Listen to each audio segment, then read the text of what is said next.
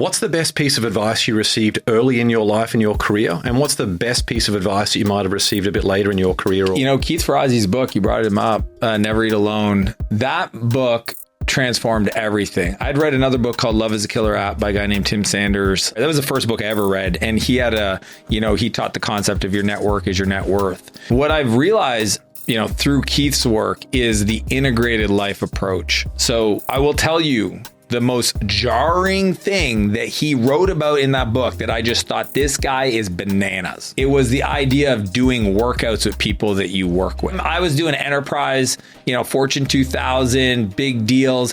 And the thought of inviting the CTO to a jazzercise class or go for a run, I was like, that's so crazy. These people are busy people. They have their own things. I don't even know if they work out. Why would I want to be all in a mess, sweating in front of them? What kind of conversation could you have? It legit blew my mind. I go, there's no way. And true to his word, the first time I ever got connected with Keith, he invited me to a class. I think it was a spin class in West Hollywood or something. Barry's Boot Camp? Yeah, it was a Barry's Boot Camp. It was a Barry's Boot Camp. That's it. Barry's Boot Camp. And I punted.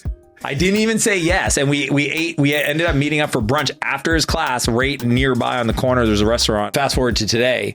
I will meet with any person, anytime, no matter where you live in the world. You fly to Kelowna and we go for a hike. I work out. Pretty much every one of my workouts is with somebody I work with.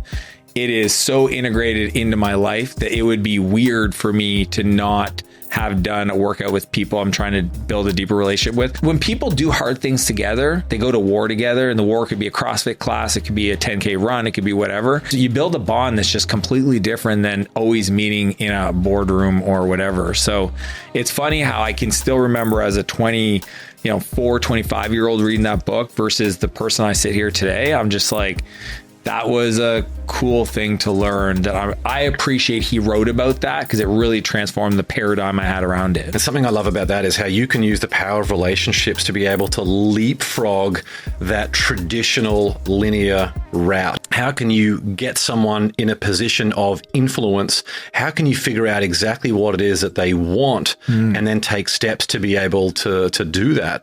That's when doors open up for you, because you've got really influential people interested in your development and your journey. It's interesting looking back at all the lessons I learned. I read 1,600 books before I ever wrote my book. I just appreciate and think it's the ultimate trait, $30, 6 hours of my time for 25 years of experience distilled into that, few hundred pages. I think it is the ultimate coolest trait. I'm always looking for buying back my time, but I will always invest in books and knowledge to feed my mind. It's just such a cool thing. And I just honor people like Keith that have written books that have supported my growth.